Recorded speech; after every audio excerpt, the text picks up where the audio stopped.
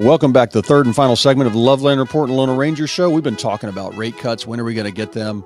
Talking about, are we headed for a buyer's market? No, we're still a seller's market. I don't think we're getting closer. Hopefully, I mean, the good news is what, 5 more? I think it acts like a buyer's market right now. Less than 12 weeks till we hopefully have a new president. Yeah, not Kamala, whatever it is. All right, disaster. And we're going to dive into something. This was big news a while ago, and this is going to affect the industry. What's going into effect this month in August is the new rules for commission. For 100 years, the government had to get involved. For 100 years, this has been working, Bruce. Been working great. We've had the best MLS system in the entire world. You list your home and you're going to pay. I'm just going to make up a number here. You say you pay 10%, and half that commission went to the other agent. Whoever brings the buyer. One went to the buyer's representative and one went to the listing. Because 99% of the time, Bruce, I don't sell my listings. There's so many realtors out there. 20 years ago, I might have sold 10% of my own listings because there's less realtors. But now there's a realtor under every rock in Florida. But with this commission settlement, we are not allowed in MLS to display commission anymore. Not to the buyer's agent. Right. To the buyer's agent. Yeah. Right. So I have a page on my site. So if you're an agent, you want to show my listings, I'm going to recommend all my sellers keep paying commission. We do not want to overcomplicate this thing anymore. Because and the other big part of this is you as a buyer, you're going to have to sign an agreement. You're going to have to hire your realtor. So this is actually, I think this part of it's good. You got to do some research. Ask them how many families they've helped. Right. Ask them what their buying plan is. What are the advantages of using you? What are they going to do? Are they going to negotiate the heck out of the deal to make sure you get what you want, like we do at Loveland Properties? Are they going to help you with shopping the financing and getting you in touch with a good lender like Bruce? All these things that come into play, you've got to know these things. And we've done thousands of transactions. And what I've run across, my hardest part of my job, Bruce, in the past 20 years has really shifted from, I'm a negotiator, mostly for my sellers. What shifted is I have to be as nice as I can be to the other agents because they are not educated. No. Real Estate 101 is gone. And the number of brokerages that are virtual and there's no boss and there's nobody to run stuff past. You can't walk down the hall to the office manager and say, hey, how do I get the Smiths to buy? They've been in my car for 3 months. And the house is, I know, going to have multiple offers at 600,000. They want to write an offer for 500. There's nobody to train them how to do that. No. And now you're going to say, and then let alone, can those realtors that hardly have any transactions under their belt sell 5 homes a year? And I'm not faulting them for that, but they could have a good buyer in their car. How are they going to? I've got something right now. I've got a realtor right now, Cleve. It's been an absolute disaster. This client of mine chose a realtor that their sister, who's an out-of-state realtor, was getting a referral fee. So they connected him with this agent. And I'm telling you, the agent not only was horrible at negotiating their transaction, but didn't understand anything. Wow. And the listing agent called me saying, I'm not dealing with your buyer. They're unrealistic and they don't know what they're doing. And I said, I just need to correct you. It's not my buyer. It's their agent. Yeah. The agent has no clue. Well, this is the complicated part. It was literally, they got everybody so stressed out because of their incompetence. And now I'm trying to pick up the pieces and not step over somebody's toes. I'm not licensed to be a realtor, so I can't negotiate your deal. Yeah. But I'm looking at the client and I'm going, your realtor doesn't have a clue as to what they're doing. Yeah. Well, this is what makes it harder because, all right, so you're a seller and you say, well, I don't want to pay 10%. I'm going to pay 5% to my listing agent and that's it. So there's no compensation for that realtor who's had the buyer in their car for 3 months or had them visit once a month for 3 months. They finally sold their home in New York and they're moving here. And so what's going to happen when they go to buy that house and that $500,000 house, there's no commission. What are they going to do? Right. Well, they're going to offer 5% less when they look at the comps. Sure. They're going to offer less. But where's that money going to come from if the buyer's only got 10% to put down? That's right. And they might not qualify. So now you got to try and ask for closing costs. Well, let's break this down, though, Cleve, for our listeners, because you and I understand it, but they don't. So the new rule is that listing agents cannot promote the commission going to the buyer's agent. In MLS. In MLS. We'll have it on other sites. You can put it on other sites. So now I want you to think about this. Let's just say you're a buyer and you go to Cleve. Cleve is going to have you sign a buyer broker's agreement to pay him the commission because the seller's not paying it. But what if you don't have the commission to pay? What if you're like, hey, I've got 15 grand, but I need that for my down payment and my closing costs. I don't have another $10,000 to pay my realtor. So what do?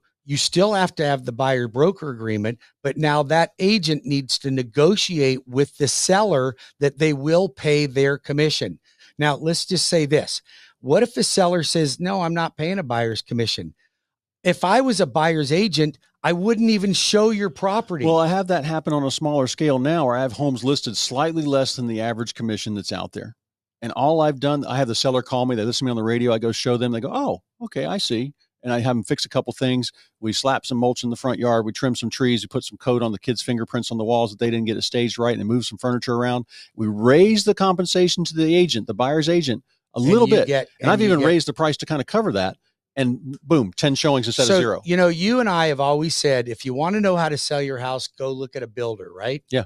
So what are builders doing? Are they cutting out real estate commissions? No, they're paying bonuses. They'll pay bonuses. And if a house has been sitting there for a while and they want it off their books by the end of the quarter, they'll pay a bigger bonus. They'll pay a bigger bonus. So if you're a seller and you're like, wow, I can save money, I don't have to pay a buyer's agent commission anymore. That is the stupidest thing that I've ever heard anybody do. All you're doing is saying, no, I'll put my house in MLS, but nobody's going to look at it.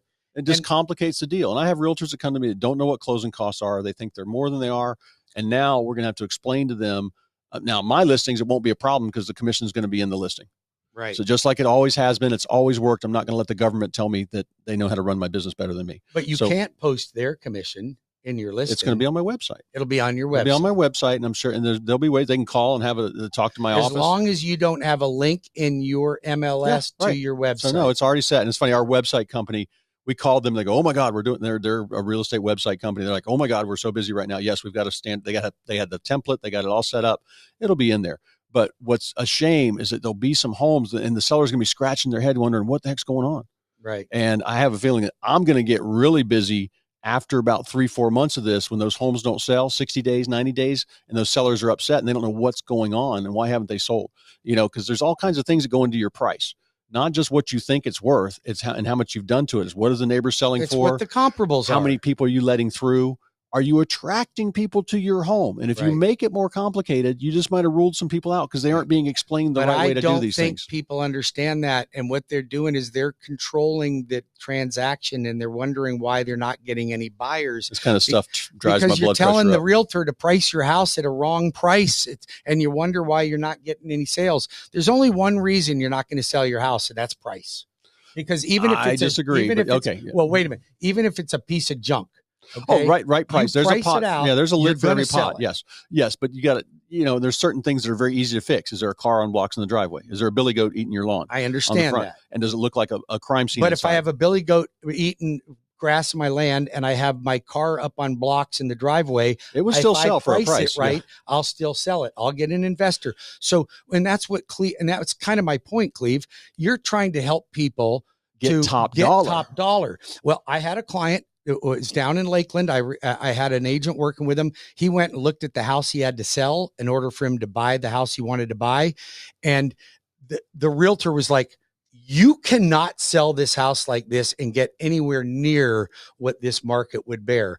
But if you do these things, I'll get you top dollar. The client refused to do the things, and now he still lives in his junky home. Yeah. So, but all right. If you have any questions, especially about your real estate plan, call me. I'll help you address this. This stuff drives my blood pressure up. I know. 407-352-8118 for Cleve Loveland. Again, that's 407-352-8118 or lovelandreport.com. That was my third thing I wanted to cover today. Give your number out. 407-250-9144. I am the loan arranger, Bruce Woodburn, CrossCountry Mortgage, 407-250-9144 or webringyouhome.com. Simple and easy. I mentioned WTF real estate planning. What? The first thing you do, you call Cleve, and then I'm going to have you call Bruce after that. So it's just, this is where you need to know your plan. And, it's funny. I talked to some people. We're getting a great listing in Providence down in South Orlando. And they said they interviewed 3 other realtors, I believe, besides me. 2 of them didn't use electronic lockboxes, which I'm reading between the lines means they can't afford them. Right. And they said they met every showing. Now that just makes things hard because then that realtor's got to almost stake that house out. If you're busy, you're getting 4 or 5 showings a week. That realtor can't get to your home. This is what the lockbox is all about. This is what you're paying a realtor. You don't necessarily need your listing agent in your home. You That's like you being present when the appraiser's there. Maybe don't do that. Maybe at $4 million and $5 million and $6 million or $3 million, whatever it might be, to make sure they see all the features. But even then, if I show a house like that and I'm going to meet people there, usually it's because I'm wanting proof of funds. Well, I'll bet you it's the sellers that were insisting that the agent was there just to make sure. But the seller hired me because of my marketing program, my negotiation experience. And when she told me what these other people were presenting to her, I was like, oh my goodness. Yeah. And I said, it's just, it gives me job security, but this is what we're going to come into with this new NAR settlement. And I hope the market does not slow down because of that. And I think I'll be going gangbusters, but call me about your real estate plan. I will help you out with that. Absolutely. So, and if you want to get your loan started, start with me. There's still some Hometown Heroes down payment assistance available. There's about $53 million left out of the $100 million. So we're almost through 50% of it. That took 3 weeks, a little over 3 weeks to go through almost 50% of it. I predicted that it would last 4 to 6 weeks. We're probably going to last, I'm going to say maybe 6 to 8 weeks. So I might be off by a little bit there, but it is going fast. You can make up to $132,000 a year. You got to have a 640 credit score and you got to be a first-time home buyer. And I can get you up to $35,000 towards down payment assistance. Huh? That's great. I love that. With that. I just sat down with a young buyer the other day. His mom brought him to me, and we were going to get him his first house. And I was talking about that. And Hometown Heroes would be a great program. Oh my God! I just got Teresa and John into one, and they paid for their appraisal and their home inspection. That's all they ended up coming out of pocket with. Yep. They didn't.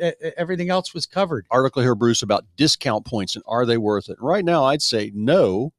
I'd say buy downs, right? Don't you think? Well, that's a catch-22 because since we have compression in the market, it's hard to get a loan with no points.